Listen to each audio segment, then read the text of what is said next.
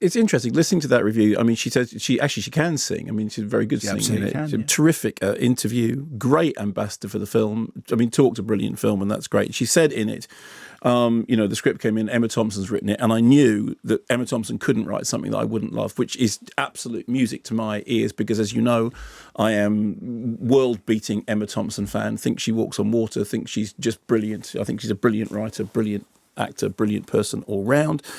Directed by Paul Feig, loved Bridesmaids, loved Spy, actually, had good things to say about Ghostbusters in the middle of all that nonsense that was going around about it.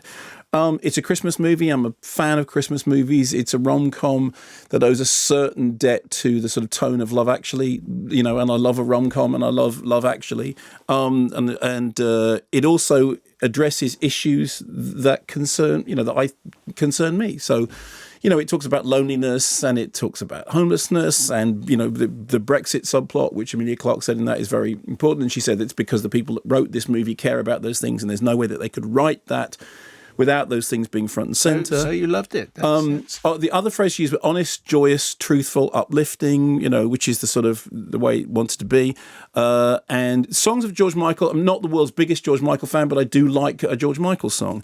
And I think the thing is this.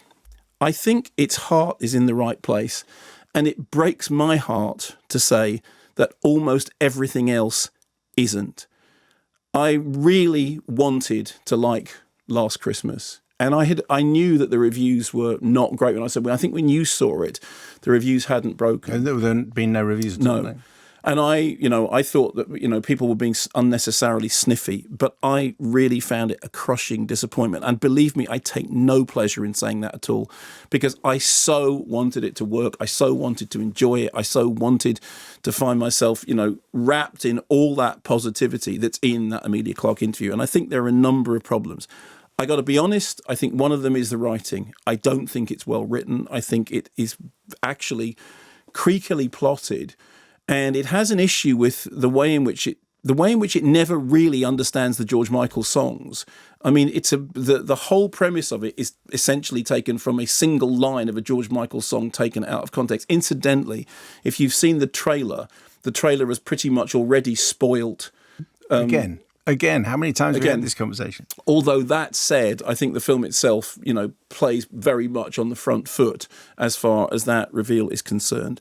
Her character works in a Covent Garden Christmas store that I never for 1 minute believed was anything other than a completely artificial plot device. And whereas, I've seen magical or, unreal versions of locations in Richard Curtis movies, here it just felt like, okay, I don't believe in any of this. I don't believe in the character of your boss. I don't believe in the strange guy that's coming into the store. And I specifically don't believe in the relationship that is meant to be unfolding with this man who turns up and then disappears and then turns up and then disappears and sort of delivers these gnomic one-liners with a kind of knowing smirk, because it just felt to me that everything about the film was desperately trying to charm me and desperately trying to make me laugh, and all it was doing was make me think it's like wading through a snowdrift.